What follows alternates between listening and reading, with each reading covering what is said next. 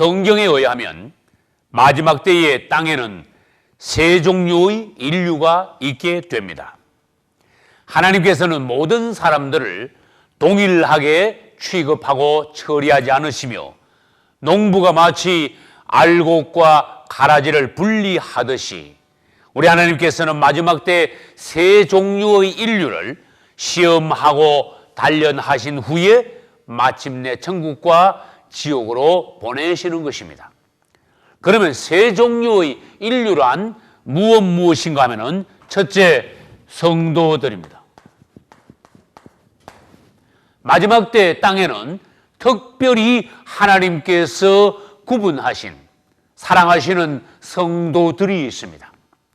이 성도들은 666 표받기를 거절함으로써 전 3년 반 중에 성도의 환난을 통과한 후 예수 그리스도께서 공중 재림하심과 동시에 휴거될 것입니다. 할렐루야. 둘째, 이 땅에는 특별히 구분된 유대인들이 있습니다.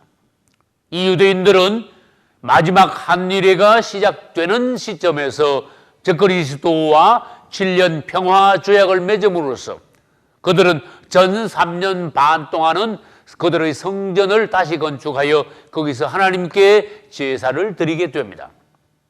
그러나 전 3년 반이 끝나는 시점에서 적그리스도가 약속을 깨고 이제 이스라엘의 예루살렘 성전에 그 우상을 세워서 절하기를 경배하기를 강요함으로써 마침내 적그리스도와 유대인들은 전쟁이 벌어지게 됩니다.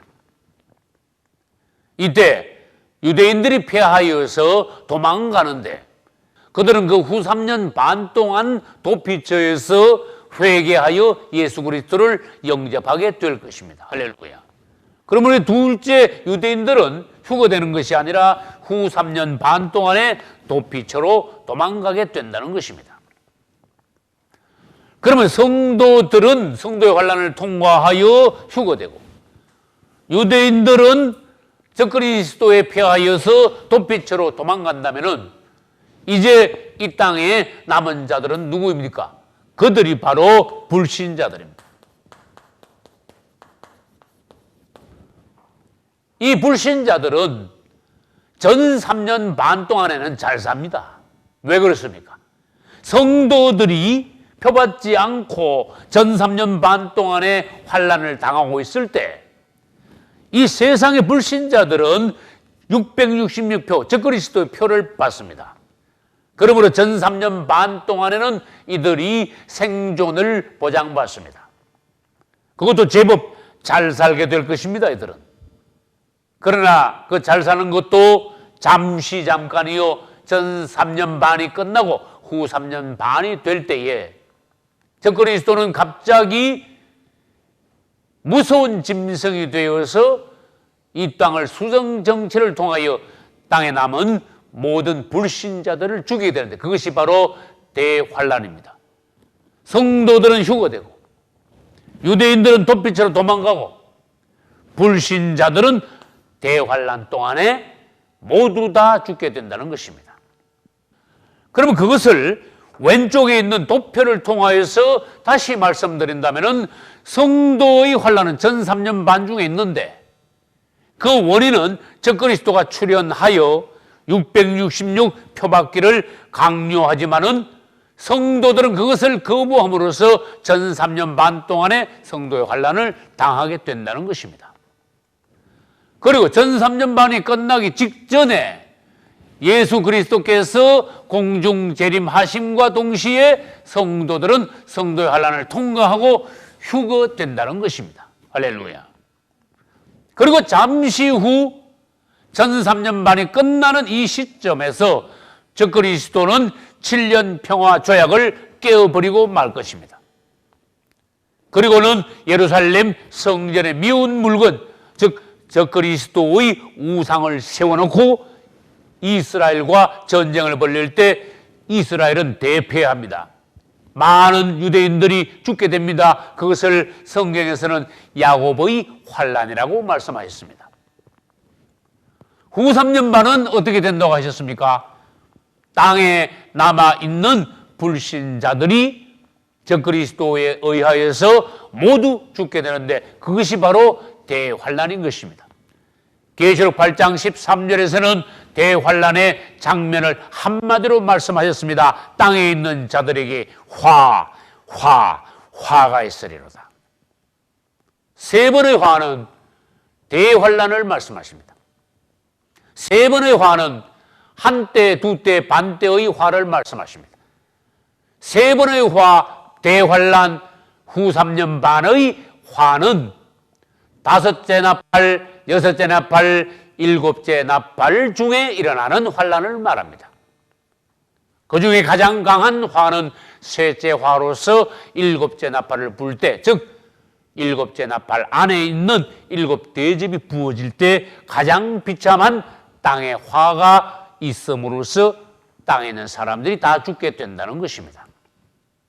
그럼 우리는 차례대로 마태복음 24장에 있는 세 가지 환란에 대해서 지금부터 보기로 하겠습니다.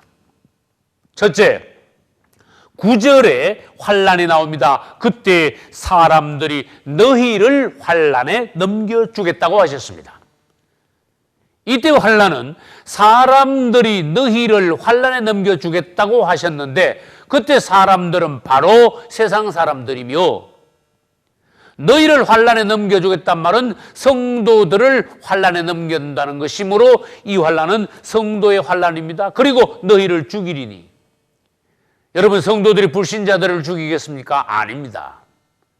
세상 사람들이 성도들을 죽임으로써 핍박함으로써 성도의 환란이 시작된다는 것입니다. 그 밑에 계속하여 보면은 너희가 내 이름을 위하여 모든 민족에게 미움을 받으리라. 이 말씀에 의하면은 이것은 분명한 성도의 환란이라는 것입니다. 우리는 마지막 때 가면은 예수 그리스도의 이름을 위하여 환란을 당하게 됩니다. 우리는 그냥 지금 이 상태로 그럭저럭 믿는 상태로 있다가 주님 오시면은 바로 휴거되는 것이 아니라 우리는 휴거되기 직전에 그분으로부터 단련, 연단, 시험을 받고 그것을 통과한 후에 그분이 우리를 휴거시켜 데려가신다는 것입니다. 둘째, 15절부터 21절까지는 유대인들이 당하는 환란입니다. 15절부터 21절. 이때 유대인들이 당하는 환란을 성경에서는 큰 환란이라고 말씀하셨습니다. 21절에 보면은 이는 그때에 큰 환란이 있겠습니다.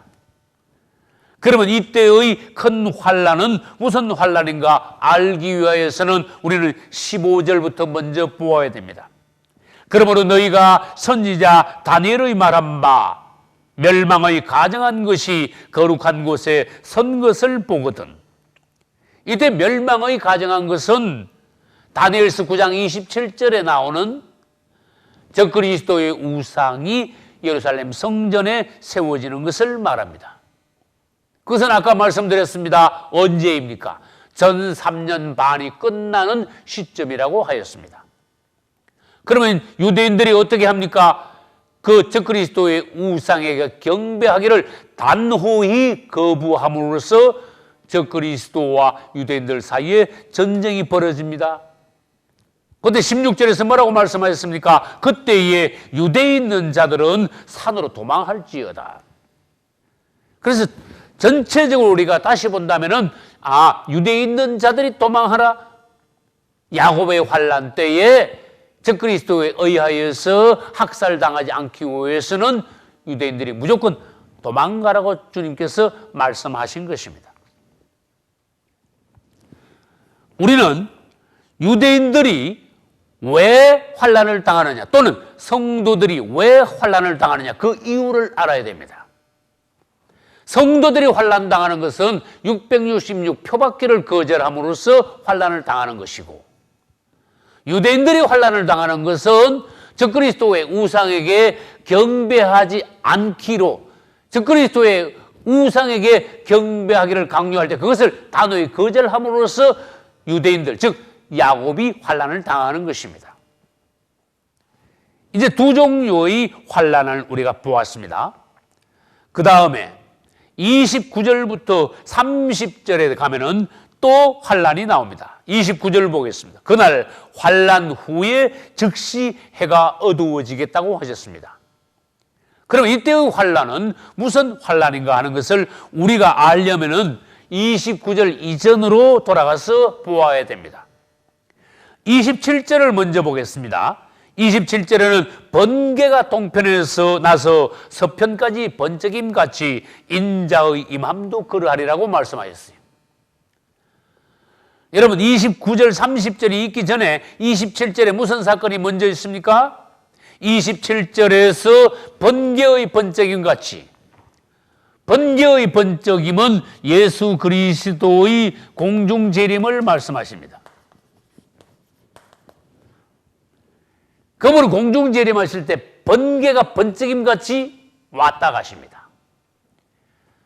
그분이 공중재림하실 때는 도적이 왔다 가는 것처럼 왔다 가십니다. 그래서 그분은 한편은 번개이시며 한편은 그분은 도적이십니다. 도적은 왜 옵니까? 무엇을 몰래 가져가려고 옵니다. 우리 주님께서 왜 도적같이 오십니까? 그분의 가장 귀한 보배, 성도들, 할렐루야. 이 세상이 잠자있는 사이에 그분의 이 땅에서 가장 귀한 보배인 그분의 신부들을 몰래 데려가시기 위하여 그분은 공중재림을 통하여 도적같이 오셔서 뭐만 번개같이 가지고 가십니까? 그분의 보배이신 신부들을 번개같이 취하여 가시는 것입니다. 할렐루야. 이제 28절을 보겠습니다. 죽음이 있는 곳에는 독수리들도 모일지니라. 여러분이 27절을 보셨다면은 28절에 이 말씀이 갑자기 나올 때 여러분들은 당황할 수도 있습니다. 그분이 공중 재림하시고 난 이후에 성도들이 휴거되고 난 이후에 죽음이 있겠다 그랬어요. 죽음은 시체입니다. 시체가 있고 난 뒤에 그 다음에 독수리들이 모인다고 하셨습니다. 이건 28절의 말씀입니다. 27절에서 그분은 공중 재림하심과 동시에 성도들을 휴거시켜 데려가실 것이고 28절에는 그 후에는 바로 죽음이 있다 했습니다. 그러면 그분의 공중 재림 이후 성도들의 휴거 이후에 땅에는 무엇이 바로 있게 됩니까? 대환란이 바로 있게 된다는 것입니다. 대환란이 바로 있게 됨으로써 땅에는 불신자들이 다 죽게 되므로 땅에는 뭐뿐입니까? 시체밖에 없게 되는 것입니다. 시체가 있는 곳에는 무엇이 모이게 되었습니까? 독수리들이 모이게 되어 있습니다. 성경 여기저기에서 사람이 죽었을 때 독수리나 짐승들이 모이는 것을 하나님께서는 하나님의 큰 잔치라고 말씀하셨어요. 사람들은 잔치를 벌일 때 짐승을 잡아놓고 손님들을 초청하여 배불리 먹이며 즐겁게 잔치를 벌입니다. 반면 마지막 때 가면 하나님께서도 잔치를 벌이십니다. 하나님의 마지막 때의 큰 잔치는 후 3년 반 대환란 중에 있을 잔치이며 그분이 잔치를 벌일 때는 짐승을 잡는 것이 아닙니다. 사람을 잡습니다. 그리고 손님으로 누구를 초청합니까? 새나 짐승들을 초청하여 배불리 먹이십니다. 우리 주님께서 철저히 심판하십니다. 우리는 그분의 하늘 잔치, 공중 혼인 잔치에 참여해야 됩니다. 할렐루야. 여러분 모두 다 확실히 구원받으시고 어린 양의 혼인 잔치에 참여하실 수 있기를 예수님 이름으로 축원합니다. 그리고 29절에 우리 보겠습니다. 그날 환난 후에 즉시 해가 어두워지며. 그러면 여러분 이때 환난 후가 무엇입니까? 그분이 공중 재림하시고 성도들이 휴거가 되고 그 다음에 그 뒤에 대환란 중에 불신자들이 대부분이 죽고 독수들이 모여 사람들의 시체를 먹고 난 이후에, 다시 말해서 대환란이 끝나고 난 이후에, 그런 뜻이, 그날 환란 후에 즉시 해가 어두워지며 달이 빛을 내지 아니하며 별들이 하늘에서 떨어지며 하늘의 권능들이 흔들리리라. 그리고는 30절에서 사람들이 인자가 구름을 타고 큰 능력과 영광으로 오는 것을 보리라고 말씀하셨어요. 할렐루야. 이 장면은 바로 주님께서 지상재림 하시는 장면을 말합니다. 그 후에 주님께서 큰 나팔 소리와 함께, 그 다음에 하늘의 큰 영광과 권능으로서 그분께서 오시는 것을 본다고 했어요. 보리라. 이 보리라 해서 여러분들이 유의하셔야 됩니다. 그분이 공중재림하실 때 처음에는 도적같이 왔다가 그분의 신부들만 데려가심으로 사람들은 그분을 볼 수 없습니다. 땅의 사람들은.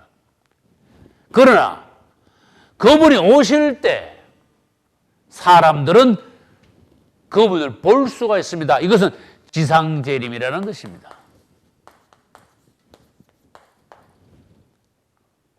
그래서 이것이 마태복음 24장 후반부에 가서 27, 28, 29, 30절에서는 그분의 공중재림과 대환란과 하나님의 큰 잔치, 그분의 지상재림, 이것이 연결하여서 계속적으로 말씀하고 계시는 것입니다. 이제 우리는 마태복음 24장에서 성도의 환란과 야곱의 환란과 또 마지막으로 대환란에 관하여서 보았습니다. 이 세 종류 중에서 오늘 우리가 특별히 더 상세히 볼 것은 성도의 환란입니다. 성도들은 이처럼 마지막 때 가면은 특별한 기간에 하나님 앞에서 환란을 당하게 된다는 것입니다. 아까도 말씀드렸지만 그분은 우리가 예수 믿습니다 한다고 그냥 천국으로 데려가시는 분이 아니라 우리의 믿음이 과연 끝까지 그분을 믿고 사랑하는 그러한 믿음인가, 신실한 믿음인가 하는 것을 그분은 꼭 시험하시고 성도의 환란을 통과케 하시고 난 이후에 합격된 성도들만 데려간다는 것입니다. 창세기부터 계시록까지 하나님께 속한 사람들은 계속 환란을 당하여 왔습니다. 요한복음 16장 33절에도 그분께서는 세상에서는 너희가 환란을 당하나 담대하라, 내가 세상을 이기었노라 하셨습니다. 할렐루야.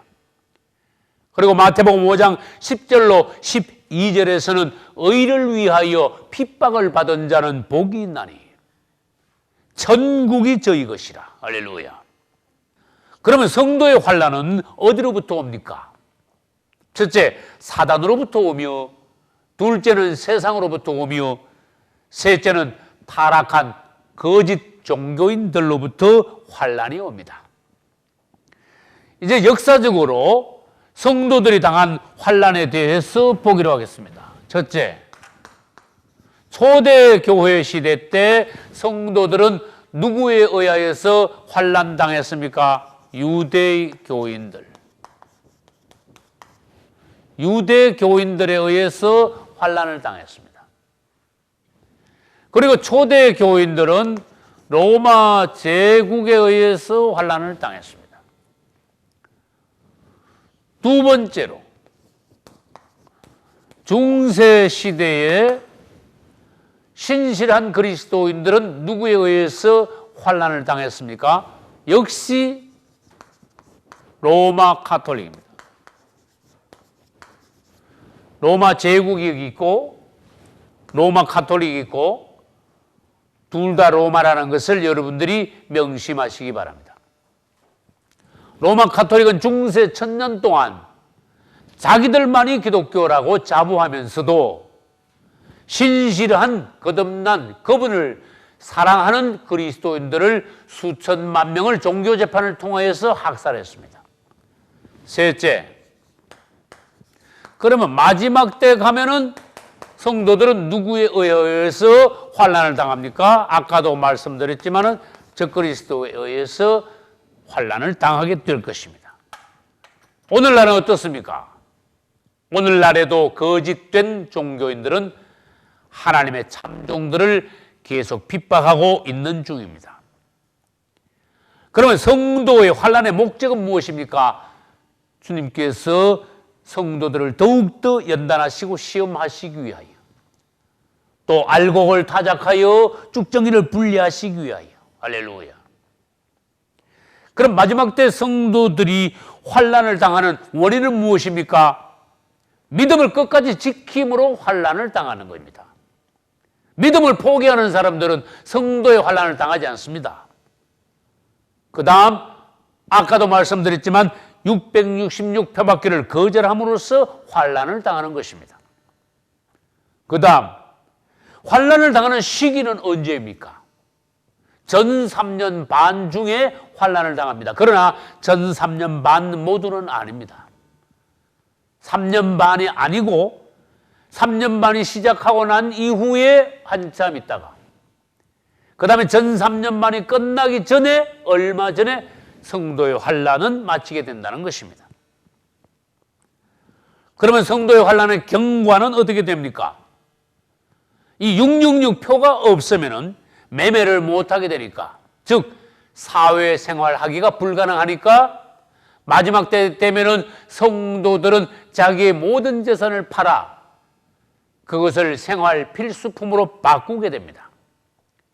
그래요 성령께서 인도하시는 바대로 알곡이 모이는 것처럼 성도들이, 거듭난 성도들은 함께 모여서 공동생활을 하게 될 것입니다. 할렐루야. 성도의 환난 때 성도들은 공동생활을 하게 되고, 야곱의 환난 때 유대인들은 가나안 땅으로 모여 도피처로 가서 공동생활을 하게 되고, 대환난 때도 불신자들은 가라지를 묶는 것과 같이 한데 모여서 하나님의 진노를 받음으로 함께 지옥으로 가게 될 것입니다. 그러면 성도의 환난의 결과는 어떠합니까? 성도의 환난이 끝날 무렵에 첫째, 그분께서 공중에 재림하십니다. 할렐루야. 둘째, 우리보다 먼저 예수 믿고 낙원으로 간 그리스도 안에서 잠자는 자들이 첫째 부활을 통하여서 살아나서 그분 앞에 먼저 휴거됩니다. 셋째, 땅에서 환난을 통과한 우리 성도들이 몸이 변화되어서 휴거됨으로써 그분 앞에 올라가 공중에서 그분을 맞이하게 될 것입니다. 할렐루야. 여러분들이 끝까지 믿음을 지키시고 성도의 환난을 온전히 통과하시고 그분이 오시는 날 모두 다 휴거되실 수 있기를 예수님의 이름으로 축원합니다. 할렐루야.